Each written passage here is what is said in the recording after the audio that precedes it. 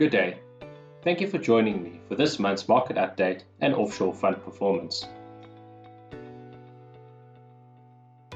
Looking back at the markets in December and the final quarter of 2020. In the fourth quarter, equity markets continued to rally for the third consecutive quarter and significantly outperformed fixed income. The US election results and positive news on the COVID-19 vaccine helped the more cyclical segments of the market to recover, with value stocks rising by 16% and had their best quarter since 2009. For equity markets, the vaccine announcement on November 9th led to the largest momentum changes in history. Hard-hit value sectors such as energy, traditional retail, hotels, airlines, and financials rallied, while pandemic winners such as online retail, healthcare, and home improvement lagged. For a regional perspective, emerging market equities rose nearly 20%, and Asia ex-Japan returned almost 19%, both benefiting from the renewed hopes of cyclical recovery, a falling dollar, and increasing global trade activity. For the PSG Wealth Global Solutions, here I show the AUM on a month-by-month basis. December saw another good month for the markets and for the solutions.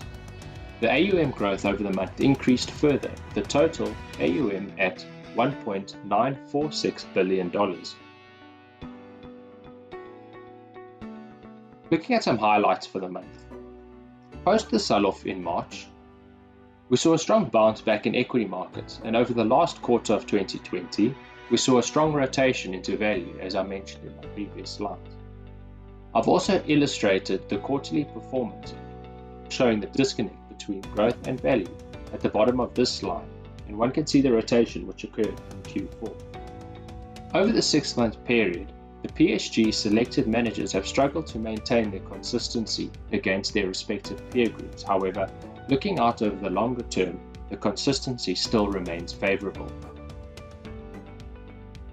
Having a look at the individual fund performance, and starting with the Global Preserver, the fund's AUM sits just shy of $149 million, split equally between our 5 managers. We've made no changes to the managers held in the portfolio, however are busy with a detailed research report on the underlying funds as well as the sector as a whole. At the bottom, I've also included a risk radar which assesses the quantitative and qualitative factors. For the pound class, currency had the biggest impact on the fund as the sterling strengthened 2.4% for the month against the US dollar, wiping out the underlying manager gains. The sterling is up 4.04% against the dollar for the 2020 year, playing a significant headwind, which is why these funds show on the GBP class and not on the USD radar. On a qualitative side, there's only one fund to take note of: Fidelity Global Multi-Asset Income. One of the co-portfolio managers, Chris Frogan, stepped back from managing the fund. He was one of 3 co-portfolio managers and therefore key man risk was reduced. He is staying with Fidelity, however, taking a position in the global company. Looking at the fund's performance, the fund rose 1.8% in December, outperforming the sector by 34 basis points. The fund is unfortunately over the recommended holding period of 3 years by 8 basis points, but has been closing the gap. Looking at the rolling chart, which looks at the fund relative to its peer group rankings. The chart shows the rolling return since inception, and as you can see, due to the fund holding higher exposure to high-yielding dividend and fixed income securities, it felt some pressure over the first part of the year. With liquidity being an issue in markets, the more defensive positions also sold off as investors became forced sellers. Even with the recent drawdown, the fund still remains 81% of the time in the upper half against the peer group and the sector.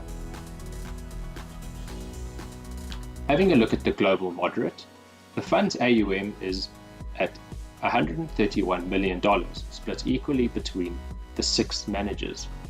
We've made no changes since the changes which we did at the beginning of the year, which have played out nicely.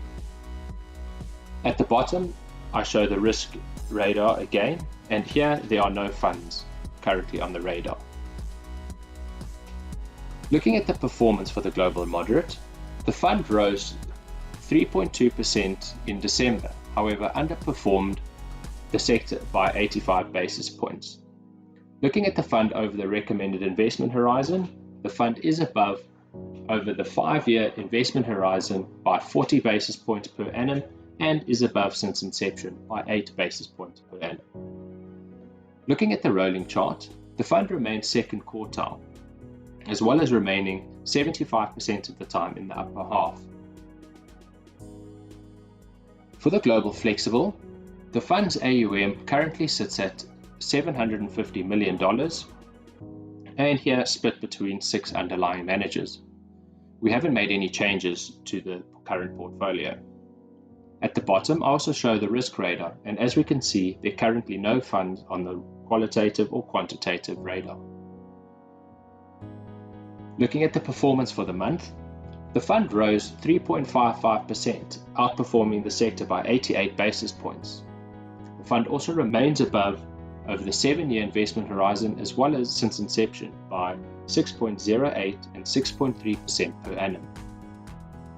Looking at the rolling relative table, here we can see that the fund remains well positioned, being 100% in the first quartile. Onto the global creator. Here the fund's AUM currently sits at $882 million, split equally between our 9 underlying managers. Here we also have not made any changes to the portfolio.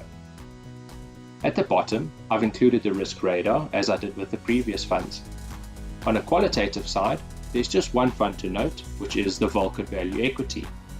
James Falvey is a principal and PM who will be leaving the firm. However, he is one of 4 principals and 4 portfolio managers at Vulcan, so again, key man risk remains reduced. On a quantitative side, there's only one fund, which is the Net Group Global Equity portfolio. Looking at the Global Creators performance for the month, the fund was up 3.46% in December, underperforming the sector by 85 basis points. The fund remains above the sector over the 7-year investment horizon and since inception by 3.4% per annum and 2.55% per annum respectively. Having a look at the rolling chart, here you can see that the fund remains 100% in the upper half and 84% in the top quartile.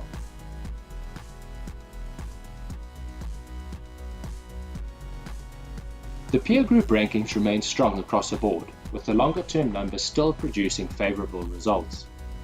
5 of the 6 funds have produced average and above performance over their recommended holding period, illustrated by the rectangles. To tie this all together, here you can see that PSG Multi-Management is achieving their 3-pillar approach of consistent above-average performance, at below-average risk, focusing on the Sharpe ratios, and at a competitive price relative to their peers. Thank you for watching, and please take note of the following disclaimer.